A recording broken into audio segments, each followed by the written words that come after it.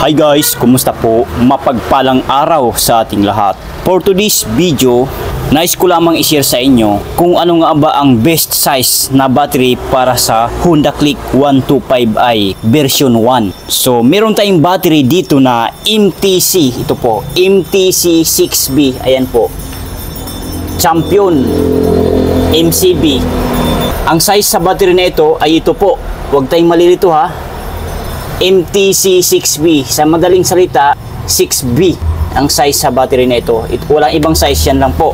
Ang ampere hour nito ay 6 ampere hour, 12 volt, maintenance free battery. Ibig sabihin, less hassle, hindi na kailangan na tutubigan or babantuan kapag ito ay once na naigahan na ng tubig. Kasi ang category sa battery nito ay disposable. Ibig sabihin, itatapon na siya kapag once na ma-meet na ang 2 to 3 years ang lifespan kasi nito sa battery nito.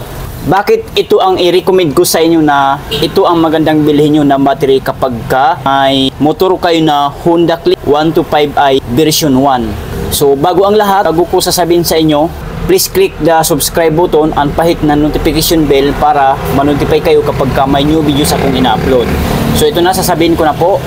Bakit ito ang battery na nire-recommend ko sa inyo na dapat nyong bilhin, itong 6V na ito, Champion? Kasi po, kung pansin nyo dito, baliktarin lang natin. Ayan. Ayan, di ba? Flat lamang siya, flat. Wala siyang nilagay na keme-keme. Flat lamang siya, flat. Di ba? Kita nyo, lapit na lapit sa camera na yan. Flat lang siya, flat. Ayan.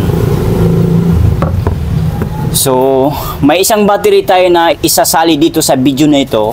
Itong MF5L na mababa. Ito. Yan. Yan siya. Isali natin sa video ito ha. Ito kasi, madalas ang iba ay pagka bumibili ng battery, ito ang binibili. Oo nga po, naroon na tayo. Pwedeng-pwede ito na baterya.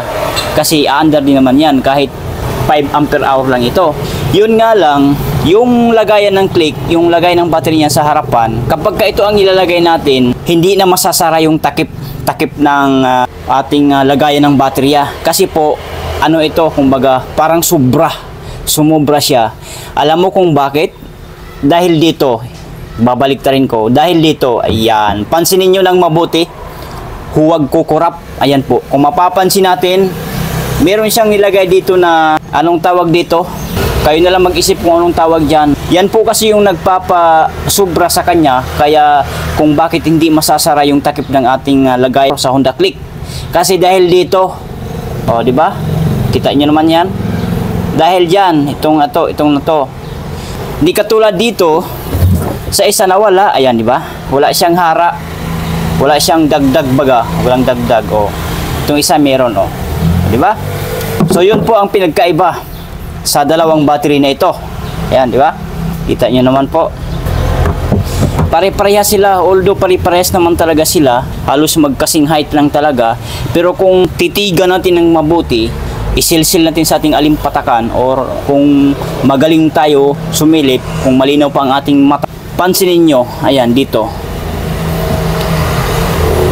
Konting sobra, ibig sabihin mataas ng konting-konti lang, kapiranggot ang taas nitong MF5LB. Unlike dito sa MTC 6B na Champion, medyo mababa siya ng konti. Pero kung titigan nyo ng mabuti sa camera, hindi nyo mapapansin na mataas ito. Kasi pare-parehas lang talaga kung titigan natin eh. Pero kung makita nyo itong dalawang battery na ito, personal talaga, actual, talagang mataas ng konti ito. Hindi lang siya mapapansin sa camera, pero mataas siya ng konti. So yun po ang sanhi na dahilan kung bakit hindi masasara yung takip ng ating lagayan ng battery sa Honda Click sa harapan. Kasi na-experience ko na po yan. Noong nakaraang araw, may kapitbahay akong nagpalit ng battery, dinala sa akin itong motor niya. Ako mismo nagkabit, tinulungan niya ako. Sinalpakan namin nito, MF5LB, hindi siya ari.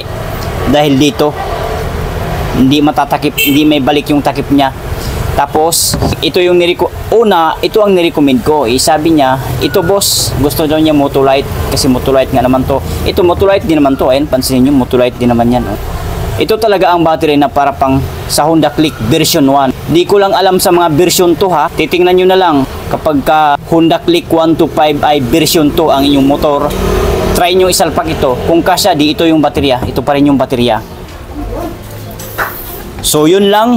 Sana nakatulong sa inyo ang video na ito. Maraming salamat sa inyong panonood. And huwag kalimutan mag-subscribe sa ating YouTube channel BMI Motolite.